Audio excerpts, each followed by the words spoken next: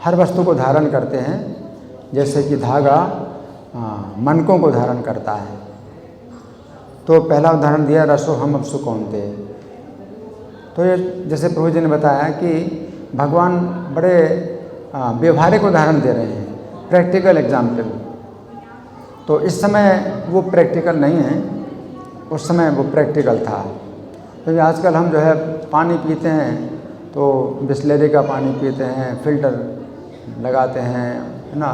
तो कई तरह के पानी पीते हैं और हम ये सोचते हैं कि ये जो है पानी तो टेक्नोलॉजी से बना है।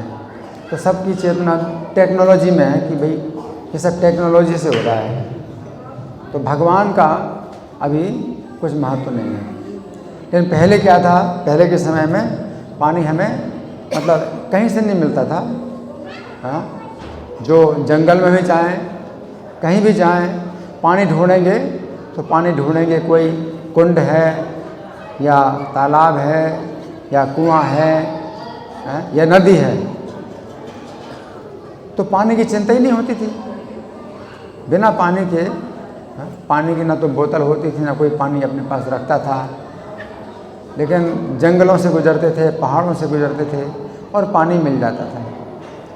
तो भगवान जो है वो बता रहे हैं कि उस समय लोगों को जो है पानी की इतनी सुविधा थी कि कुछ ना कुछ मिल जाता था। जैसे परीक्षित महाराज भी हैं, प्यासे थे तो ढूंढ रहे थे, कोई कुंड हो, कोई कुआं हो, कुछ हो, और फिर समीर ऋषि के आश्रम में आए, पानी मांग रहे थे। तो मतलब पानी की पहले ऐसी कोई व्यवस्था नहीं होती थी कि अपने साथ में पानी रखेंगे, क्योंकि बहुत मतलब पानी की सुविधा भगवान के द्वारा होती थी। और जैसा कि इन्होंने बताया कि वो पानी जो है कैसा होता है, गर्मी कितनी भी गर्मी पड़ी हो, कि कोई भी कुंड में आप पानी पिएंगे तो ठंडा ही पानी मिलेगा।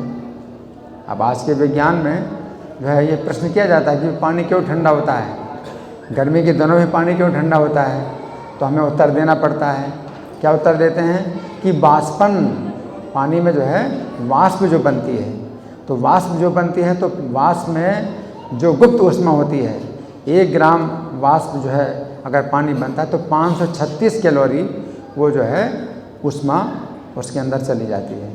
तो पानी की जो ऊष्मा, पानी की जो गर्मी है वो 1 ग्राम पानी में 536 कैलोरी की जो गर्मी है वो जब निकल जाती है तो वो भाप बन जाता है 1 ग्राम पानी का। तो इस तरह से पानी ठंडा होता है। तो वैज्ञानिक तो इस तरह से अपना व्याख्या दे देते हैं, लेकिन ये व्यवस्था किसने की है कि पानी का वाष्पन हो, है ना। तो कारण कृष्ण है। तो कृष्ण ही जो है कारण है कि पानी ठंडा हो रहा है। तो भगवान की व्यवस्था से पानी ठंडा होता है। अगर सोचें तो कितना आश्चर्य है ना, कि ज़मीन इतनी गर्म है, आप रख नहीं सकते पैर, पानी पैर जल रहा है, उसी ज़मीन में जो है पानी भरा हुआ है, तालाब में, नदी में, कुआं में, है। और पानी क्यों ठंडा है? पानी आपकी जो है वो प्यास बुझा देता है और आपकी जो है गर्मी दूर कर देता है। बड़ी रक्षा होती है पानी के द्वारा। ये कैसे होता है? तो पहले के समय में इतना मतलब ये सुविधा थी भगवान को याद करने की, भगवान की कृपा देखने की कि भगवान की कितनी कृपा है ना। रसो हम अपसु कौनते।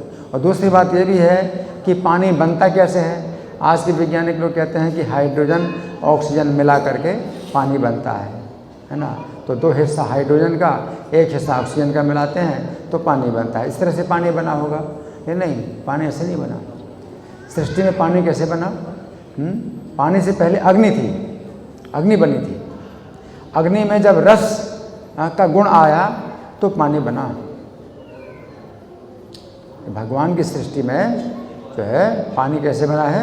अग्नि तत्व में जो है जब रस का गुण आया तो वो रस जो है ये भगवान ने अपना रस के रूप में विस्तार किया और इस प्रकार से अग्नि से पानी बना।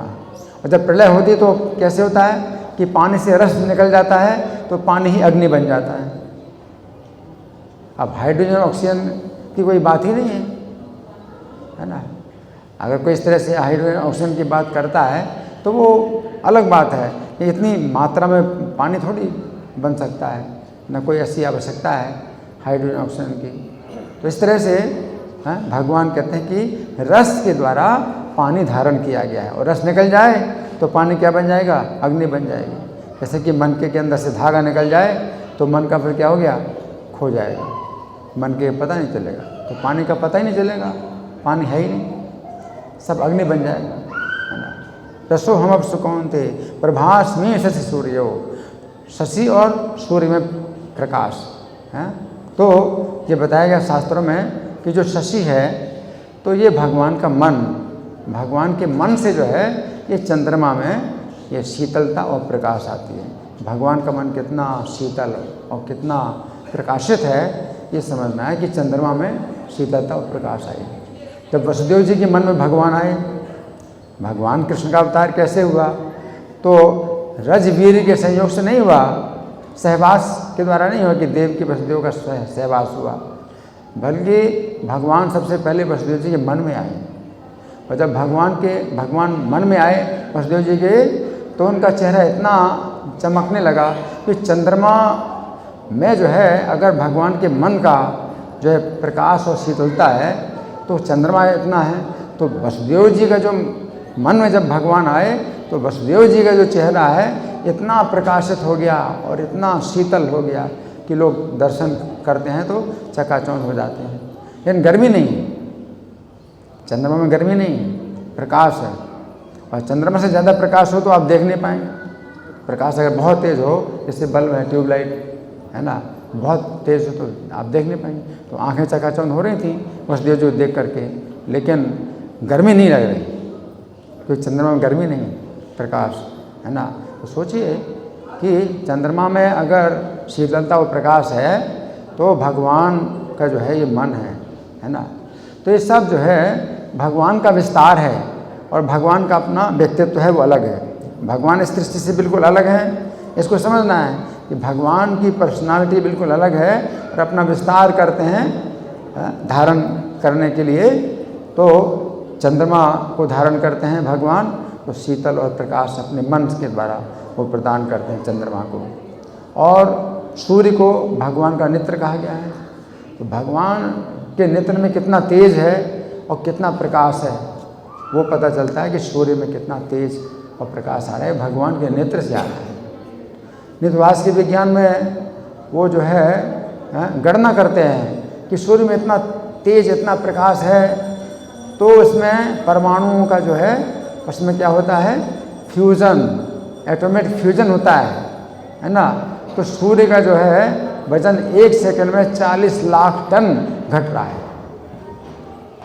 चंद्रमा में सूर्य में इतनी जो गर्मी पैदा हो रही है, तो उनके हिसाब से कैसे हो रही है गर्मी कि सूर्य का वजन घट रहा है, सूर्य का वजन घट रहा है, सूर्य का वजन ही जो है इतनी गर्मी बन रहा है।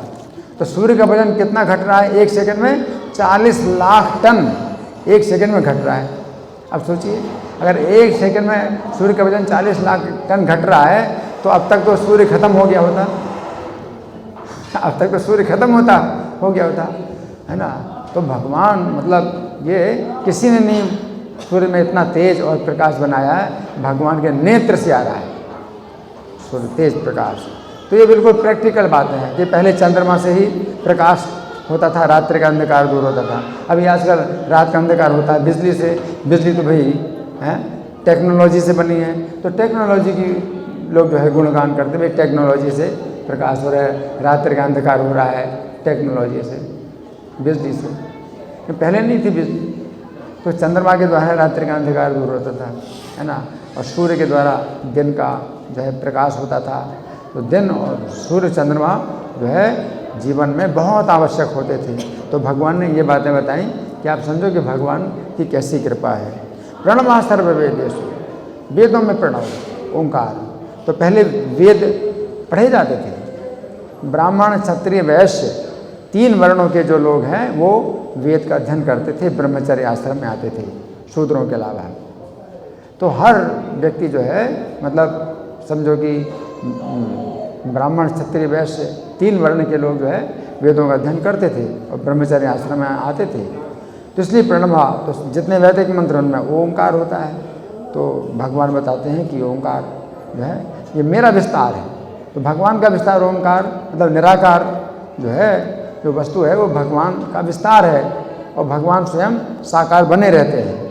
तो जो निर्विशेषवादी हैं वो सोचते हैं कि बस यही चीज़ जो है, जल में रस अगर भगवान हो गए तो अब भगवान नहीं रहे हैं, या सूर्य चंद्रमा में प्रकाश बन गए भगवान तो भगवान नहीं रहे। ऐसा नहीं है, भगवान हैं अपनी पूरी शक्तियों के साथ में, और वो अपना विस्तार करते हैं तो रस जो है जल में बन जाते हैं, तो रस को धारण करते हैं। सूर्य चंद्रमा में प्रकाश बन करके उनको धारण करते हैं। समस्त वेदों में प्रणव ओंकार, तो ओंकार ही होता है। सतयुग में 4 वेद नहीं होते हैं, केवल ओंकार ही वेद होता है। लोग ओंकार का ही केवल जाप करके समस्त वैदिक ज्ञान प्राप्त कर लेते थे। इन त्रेता युग में फिर 3 वेद हुए, ऋग साम यजु, ऋग्वेद सामवेद यजुर्वेद, 3 वेद हुए। कहाँ से हुए? ओंकार से ही। अगर ओंकार ना रहे तो वेद फिर कोई अर्थ नहीं रहेगा, वेदों का कोई अर्थ नहीं रहेगा। तो वेदों का जितना भी अर्थ है सब ओंकार में है ना। तो प्रणवा सर्ववेदे शब्दा के, आकाश में शब्द है। तो आकाश में शब्द एक तो इस तरह से हम समझें कि अगर आकाश से शब्द निकल जाए तो तामस अहंकार बन जाता। सृष्टि में इसी प्रकार से आकाश बना था, और तामस अहंकार में जब शब्द का गुण आया तो आकाश बन गया।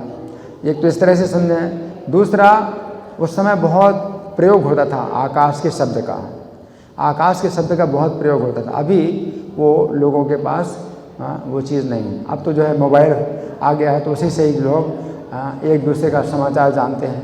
तो पहले